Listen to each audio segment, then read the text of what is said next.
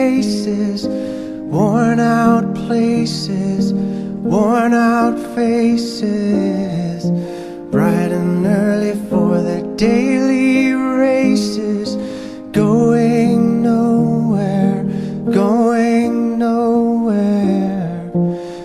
Their tears are filling up their glasses, no expression, no expression.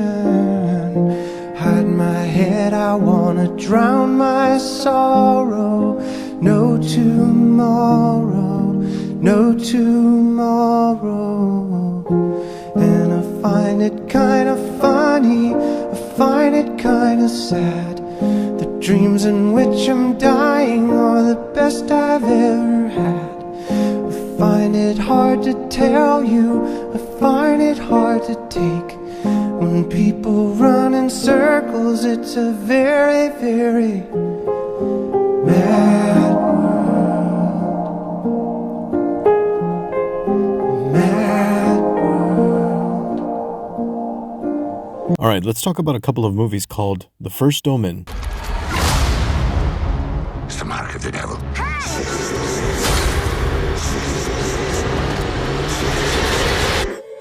It's not real. It's not real.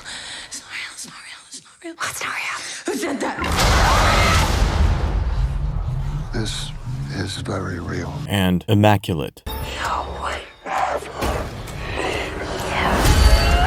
Suffering. Suffering. Suffering. Is love.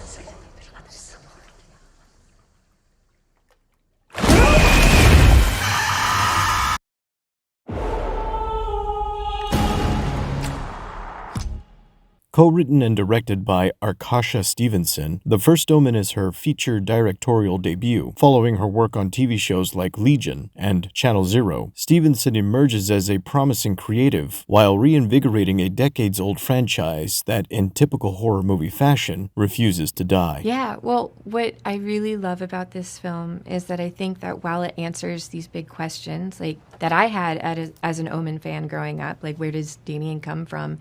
You also get to know a whole new set of characters that weren't in the original franchise. So you really get to discover this whole new world. The original Omen was released after the success of The Exorcist in 1973. They were among the first movies to contribute to the so-called Satanic Panic, which surged in the 80s and 90s. But we want to warn you now that some things you're about to see and hear might be too graphic for children. Lonnie.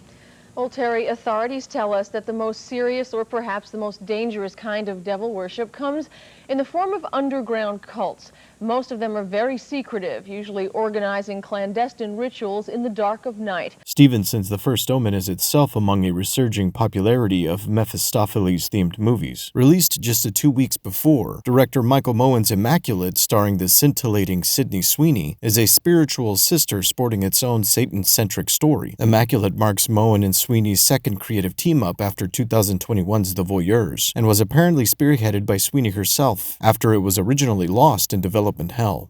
One of the biggest turning points for me of when I was like, I'm going to be determined to make this happen was when I was filming Handmaid's Tale. I saw Elizabeth Moss and how active she was on that show with directing and producing and just being so involved. I remember I emailed my agents and asked them, did they ever make Immaculate?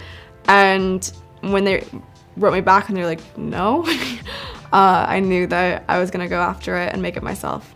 Immaculate may not have direct lineage to a decades-old franchise, but like The First Omen, it wears its horror influences on its proverbial sleeve, taking inspiration from the nunsploitation and giallo subgenres, while incorporating its own callbacks to the Omen franchise's most recognizable cultural imprints. There are myriad technical and artistic similarities. Both follow the story of a young American novitiate traveling to Italy to join a nunnery where they eventually realize a sinister conspiracy that involves the unintended unintended birthing of a prophesied entity. Both scripts highlight poignant and restless temperaments regarding women's rights. Both are filled with wonderfully shot nods to old-school cult classics, and both ultimately conclude with powerfully resonant final acts. Lead actresses Nell Tiger-Free and Sydney Sweeney delivered uniquely galvanized performances, where the spirit of classic horror reverberated with stunning intensity. Both actresses invoked prior iconic performances like Mia Farrow in Rosemary's Baby. What have you done to it? What have you done to its eyes? And Jessica Harper in Suspiria.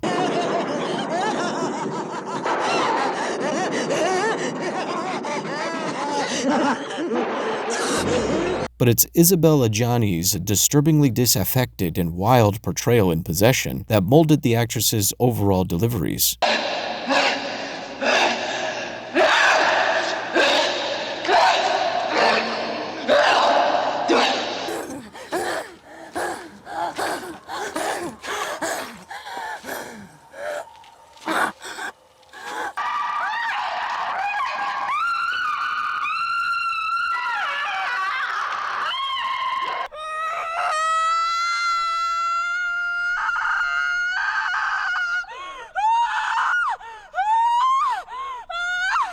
The First Omen had the luxury of a bigger budget, and the filmmakers definitely squeezed every single cent out of it. Cinematographer Aaron Morton, production designer Eve Stewart, and costume designer Paco Delgado gave the film that extra flair that turned it into a gorgeous ode to 70s-era horror. Teeming with consummate touch, the movie avoided straight-to-streaming cheapness, with stunning camera work, sleek costume and set design, and elegant filming locations in Rome. Stevenson took inspiration from Alan Pakula's Klute, William Friedkin's The Exorcist, and George Slizer's The Vanishing to infuse her movie with genuine frights and wickedly profane visuals.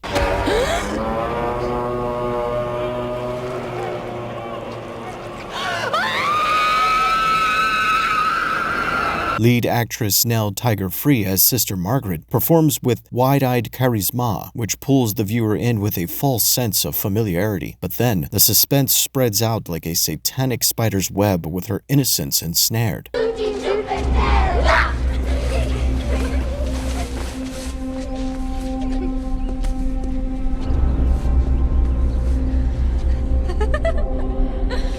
Sister Margaret battles an immovable fate that has been decided by nefarious decision-making outside of her agency, leaving her bewildered at the manipulative intrigue of her supposed custodians. It's a plot rife with real-life parallels that feel more and more grotesque with every piece of symbolism. It's gritty in attitude and pleasantly artful in execution. Some shots present a mise-en-scène more reminiscent of a contemplative drama than another sequel to a series long thought burnt out. Immaculate put forth a formidable style of its own, and quite impressively, on a much smaller budget. Cinematographer Christian Massini illustrated with a rich, ornate palette. The glorious detail in the set design and costumes and slick use of natural lighting kept it from feeling like your run-of-the-mill midnight B movie. Moen took inspiration from Polanski's paranoid thrillers and conjured a memorable and frenzied portrayal from Sydney Sweeney. Immaculate stays grounded in scope. The horrors and satirical jabs on display felt a bit more realistic because of this. The feeling of helplessness is an unromantic reminder of the disemboweling of real-life safeguards, like bodily autonomy, once seen as compassionate toward the suffering of women, but are now seen as something punishable by death. Sydney Sweeney uses her knack for calling upon captivating delirium to convey metamorphosis of a traumatized innocent to hardened avenger in an unexpectedly bruising final act. Both films take a concentrated look at a woman driven to feverish histrionics by a shadowed malevolence, traditionally believed to be a form of sanctuary. There was a common thread of raging against the machine that strengthened both films' themes. I anticipate the horror genre to provoke with unbridled artistry, and to dissent with imagination and stylish resolve, and I was surprised to see that no holds were barred.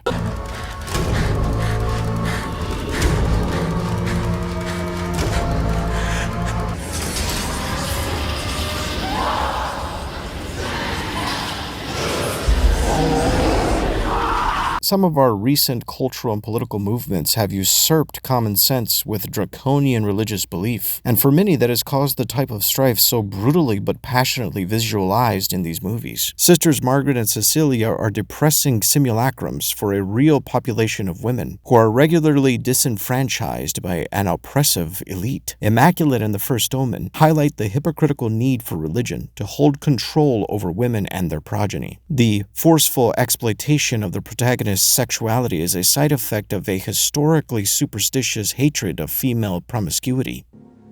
Why did he choose me? You told me.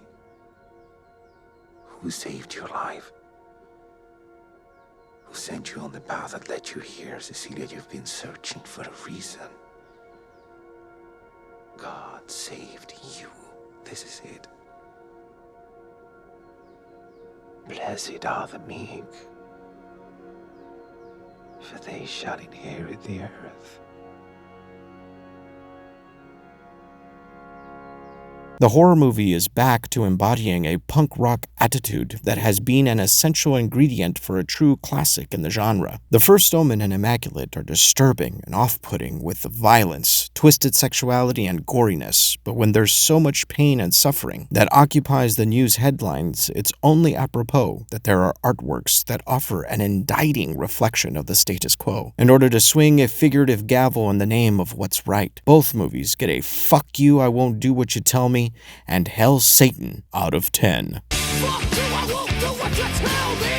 Fuck you, I won't do what you tell me. Fuck you, I won't do what you tell me. Fuck you, I won't do what you tell me. Fuck you, I won't do what you tell me. Fuck you, I won't do what you tell me. Fuck you, I won't do what you tell me. Fuck you, I won't do what you tell me. Motherfucker!